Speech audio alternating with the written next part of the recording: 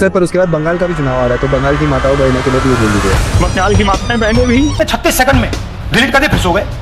तो हमको आपको मोदी मोदी करना है। क्या आप बाबा अम्बेडकर को सामाजिक न्याय का नायक मानते? वेलकम भाई लोग, इस वीडियो में बात करेंगे सोशल मीडिया पर आज क्या वायरल चल रहा है। वोट चोरी पर राहुल गांधी का दूसरा प्रेस कॉन्फ्रेंस, इलेक्शन कमीशन को बचाने उतरी भाजपा, कुणाल कामरा का मोदी बर्थडे वाला वीडियो हुआ वायरल, डोनाल्ड ट्रंप ने फिर दिया इंडिया को झटका, सऊदी अरब पाकिस्तान के बीच खतरनाक एग्रीमेंट, गोदी एंकरों की मोदी बर्थडे पर पब्लिक ने बजा दी बैंड, और आपको दिखाएंगे मोदी मोदी करने का ट्रेनिंग सेंटर। वीडियो में आपके साथ शेयर करने वाले हैं हर छोटे बड़े वायरल अपडेट। लेकिन आगे बढ़ने से पहले भाई लोग, वीडियो ज्यादा से ज्यादा लोगों तक पहुंचे, इसके लिए लाइक, कमेंट, शेयर और चैनल को सब्सक्राइब करना न भूलें। तो दोस्तों, कुणाल कामरा ने मोदी जी के बर्थडे पर एक वीडियो बनाया, जिसको शेयर करते हुए एक यूजर ने लिखा, जब मोदी जी कुणाल कामरा और राहुल गांधी के शो पर आए तब कामरा ने बड़ा ही मार्मिक सवाल पूछ लिया, जिसे सुनकर मोदी जी फफक फफक के रो पड़े। आप भी देखिए वो भयानक दृश्य। जैसे बिहार में किसी ने अपशब्द यूज किए आपकी माँ के लिए, तो आपने रिएक्शन दिया, पर आपकी बीवी के लिए अगर कोई अपशब्द यूज करेगा तो क्या आप रिएक्ट करोगे? आई थिंक वापस आवाज नहीं जा रही होगी।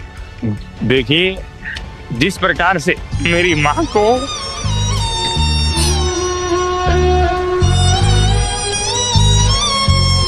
टारगेट किया गया, जो माँ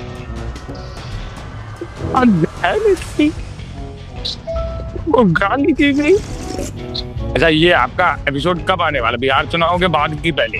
पहले गाली दी गई, बुरा लग गया। बिहार की माताएं बहनें इस बात का जवाब देंगी। मोदिया के माँ के गाड़ी दिया है, इसी झंडा से मारेंगे उसका। सर पर उसके बाद बंगाल का भी चुनाव आ रहा है, तो बंगाल की माताओं बहनों के लिए भी ये बोल दीजिए। बंगाल की माताएं बहनें भी। अच्छा, उस समय मैं सोच रहा हूँ ऐसे कोई नई गाली रहे तो थोड़ा सा बेनिफिट मिल सकता है। थोड़ी मर्यादा रखिए, अगर पलट के मैं आपको 4 शब्द बोल दूं तो कैसा लगेगा? वहीं दोस्तों, नेक्स्ट अपडेट की बात करूं तो राहुल गांधी ने एक बार फिर अपने प्रेस कॉन्फ्रेंस में इलेक्शन कमीशन पर सबूतों के साथ तगड़ा हमला किया है। स्टेज पर एक उस शख्स को बुलाया जिसका वोट काटा गया, दूसरा वो जो वोट काट रहे थे।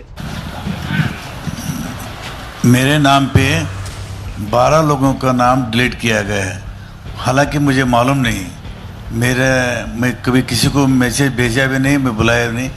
ये बबीता आके पूछने से पता चला कि मैंने मेरे फ़ोन से ऐसा मैसेज दिया, लेकिन असल में मैंने किसी को भी मैसेज नहीं किया। नागराज जी, इन्होंने 2 एप्लीकेशन 36 सेकंड में फाइल कर दी है, और मजे की बात देखिए, ये 4 बजे सुबह उठ के फाइल कर रहे हैं। पता नहीं क्या हुआ, 4 बजे सुबह कहा कि भैया मैं 2 वोटर को डिलीट करूंगा, और कितने 36 सेकंड में डिलीट कर दे, फिर सो गए। वहीं दोस्तों, राहुल गांधी के प्रेस कॉन्फ्रेंस के तुरंत बाद बीजेपी ने प्रेस कॉन्फ्रेंस किया, जिस पर एक यूजर ने लिखा, चुनाव आयोग के बचाव में उतरी बीजेपी, राहुल गांधी देश में नेपाल और बांग्लादेश जैसी स्थिति चाहते हैं। लेकिन अगर निष्पक्षता के साथ भारत का इलेक्शन कमीशन काम कर रहा है, तो बार बार राहुल गांधी जी का प्रयास है कि लोकतंत्र पर प्रहार किया जाए, भारत के लोकतंत्र को कमजोर किया जाए, जनता को गुमराह किया जाए, और जिस तरह से बांग्लादेश नेपाल में स्थिति बनती है, वैसे झूठ बोल बोल के वहां पे स्थिति पैदा कर दो देश में। तू तो गया बेटे। पत्रकार रणविजय सिंह ने लिखा, राहुल गांधी ने अपनी पीसी में बीजेपी का नाम नहीं लिया, मोदी का नाम नहीं लिया, लेकिन राहुल गांधी की पीसी का जवाब बीजेपी के नेता दे रहे हैं। सवाल चुनाव आयोग से, जवाब बीजेपी दे रही है, समझ नहीं आ रहा। वहीं दोस्तों, इलेक्शन कमीशन के जवाब पर जर्नलिस्ट प्रभाकर मिश्रा ने लिखा, हमेशा की तरह चुनाव आयोग ने इस बार भी राहुल गांधी के आरोपों को गलत और बेबुनियाद आरोप ठहराते हुए खारिज कर दिया है। वहीं दोस्तों, नेक्स्ट अपडेट की बात करूं तो रामभद्राचार्य बाबा साहब अम्बेडकर को लेकर कुछ ऐसी बात बोल रहे हैं, जिसे शेयर करते हुए जर्नलिस्ट समर राज ने लिखा, ये सुधरेगा या सुधारना पड़ेगा, बाबा साहब पर कुछ भी बकता रहेगा। आप संविधान में मानते हैं या मनुस्मृति में? मनुस्मृति भारत का प्रथम संविधान है, और मनुस्मृति में एक भी ऐसा वाक्य नहीं है जो भारतीय संविधान के विरुद्ध हो। लेकिन जो भारतीय संविधान के निर्माता हैं डॉक्टर भीमराव अम्बेडकर, उन्होंने... आप एक वाक्य वापस लीजिए जी। वो निर्माता नहीं है, वो 100 लोगों की कमेटी थी, सबने मिल के बनाए थे, वो नहीं बनाए थे। नहीं, लेकिन वो उसके अध्यक्ष थे, और अध्यक्ष से क्या होता, वो तो सब, और वो उसके अगवा थे। उन्होंने मनुस्मृति की प्रतियां जलाई, तो आप कह रहे हैं वो सबसे पहला संविधान है, और डॉक्टर भीमराव अम्बेडकर ने मनुस्मृति को माना कि अन्याय का ग्रंथ है। सुनिए, मुझे दुख की बात क्या है, यदि अम्बेडकर साहब को संस्कृत आती होती ना, ऐसी गलती नहीं करते। मनुस्मृति की अंग्रेजी की व्याख्या देकर उन्होंने मनुस्मृति चलाई। उनकी जीवन की बहुत बड़ी गलती थी। उन्हें यहाँ तो संस्कृत नहीं पढ़ने दी गई, उनको तो खुद जर्मनी जाकर इसे पढ़ना पड़ा। सुनिए, ऐसा नहीं, संस्कृत पढ़ने से हमारे यहाँ किसी को नहीं रोका गया। क्या आप बाबा अम्बेडकर को सामाजिक न्याय का नायक मानते हैं? कहीं कहीं बिल्कुल नहीं। मनुस्मृति में जलाया उन्होंने, बिल्कुल नहीं मानता, न मानूंगा। वहीं दोस्तों नेक्स्ट अपडेट की बात करूं तो पाकिस्तान और सऊदी अरब के बीच डिफेंस एग्रीमेंट हुआ है। इस ट्रीटी के तहत दोनों देशों ने यह तय किया है कि अगर किसी बाहरी देश ने किसी एक पर हमला किया तो उसे दोनों देशों पर हमला माना जाएगा, जिस पर दोस्तों भारत ने रिएक्शन दिया है और कहा है कि हम इसका स्टडी करेंगे कि इसका भारत के नेशनल इंटरेस्ट और रीजनल स्टेबिलिटी पर क्या असर पड़ेगा। वहीं दोस्तों नेक्स्ट अपडेट की बात करूं तो ट्रंप सरकार ने इंडिया को ड्रग ट्रैफिकिंग वाले देशों में शामिल कर दिया है। मुझे क्रेडिट नहीं चाहिए। जिस पर दोस्तों जर्नलिस्ट राकेश पांडे ने लिखा, करोड़ों पीआर पर खर्च करके बर्थडे विश वगैरह तो हो सकता है, लेकिन हकीकत पर पर्दा नहीं पड़ सकता। इस तरह की सूचियों में हमारा देश कभी नहीं रहा। भारत को अवैध ड्रग तस्करी करने वाले देशों में शामिल करवाने के लिए किसे शुक्रिया कहना है। वहीं दोस्तों नेक्स्ट अपडेट की बात करूं तो बीजेपी एमपी बांसुरी स्वराज की एक वीडियो शेयर करते हुए एक यूजर ने लिखा, ये है बांसुरी स्वराज, सुषमा स्वराज की बेटी। इसकी अपनी कोई पहचान नहीं है, बस अपनी माँ के नाम पर सांसद बन गई है। देशभक्ति ऐसी कि राष्ट्रीय गान में पहले तो हंसने लगी, फिर बीच में ही राष्ट्रीय गान छोड़कर चली गई। ये है बीजेपी वालों का नकली राष्ट्रवाद।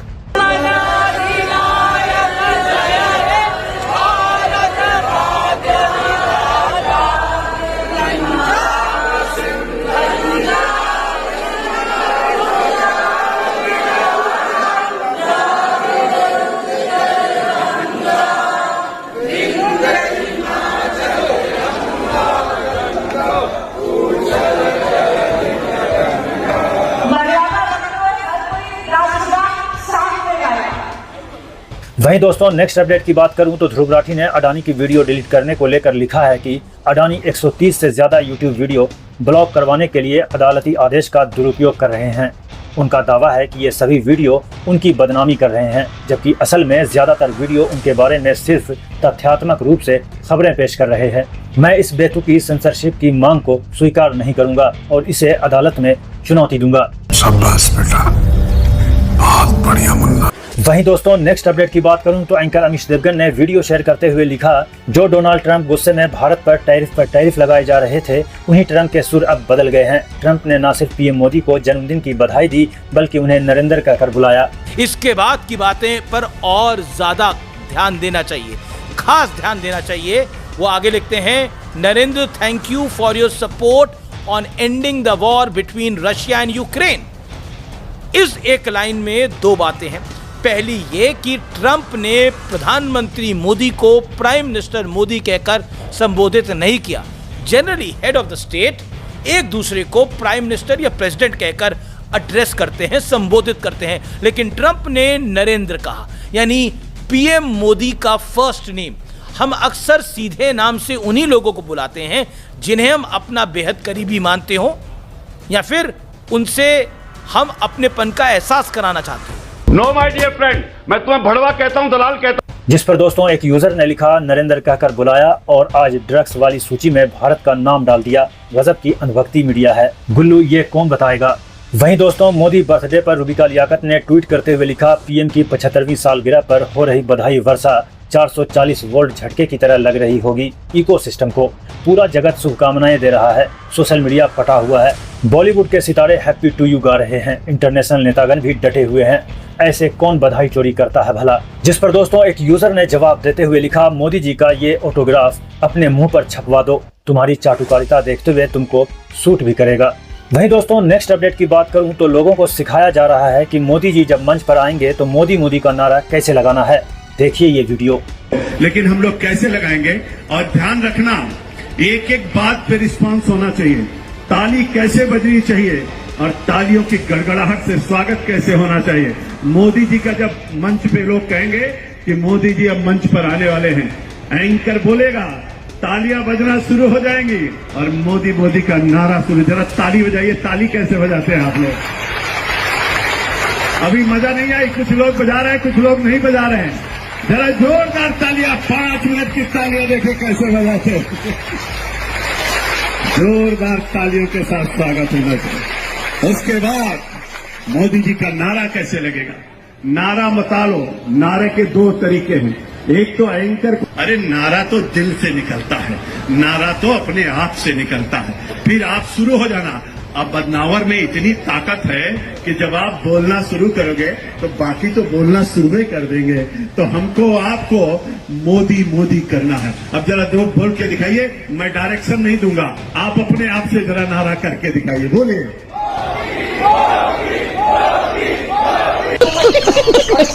वहीं दोस्तों नेक्स्ट अपडेट की बात करूं तो अटल सेतु को लेकर एक यूजर ने बताया 17,840 करोड़ का अटल सेतु 18 महीने में ही हालत खस्ता।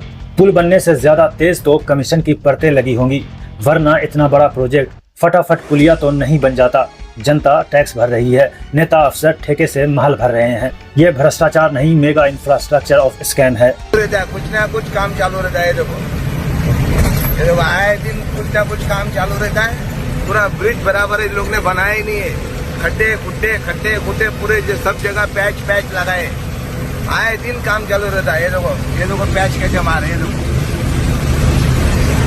मैं आगे भी आपको बताऊंगा कितने पैच। वहीं दोस्तों नेक्स्ट अपडेट की बात करूं तो एक यूजर ने एक वीडियो शेयर करते हुए लिखा, मुफ्त इलाज योजना वाले मरीजों को देखकर डॉक्टरों का चेहरा वैसा ही बनता है जैसे कोई वीआईपी अपनी गाड़ी से उतरकर रिक्शा देख ले। इलाज कम, अपमान ज्यादा मिलता है, सवाल पूछो तो गुस्सा, दर्द बताओ तो झुंझलाहट। मेडिकल कॉलेज में अब शायद ये पढ़ाया जाता है। इंसान मत देखो, केस हिस्ट्री देखो। मुफ्त इलाज में दवा मिल जाए तो किस्मत, सम्मान मिल जाए तो चमत्कार। मैं मर रहा है ना, तो आप जगह नीचे बात करो। नीचे किया है बात, तुम ट्रेफिक से हुआ। हाँ तो जाओ डिस्चार्ज करने को, मेरे को होती बोलने वाले वो डिस्चार्ज करने वाली। अरे तो मुझे क्यों बोल रहे अंकल, अपने से बोले भगवान को डरो, मैं क्यों डरूं? ये गलत नहीं हो रहा है। क्या गलत हो रहा है आपके साथ? हाँ मेरे आपको बोला डिस्चार्ज, कब जाइए यहाँ से। अरे बस सुनो तो मेरा बात। कब से अंकल बोले जा रहे हो। आपको प्रॉब्लम है, जाके नीचे प्रोफेसर से बात करो।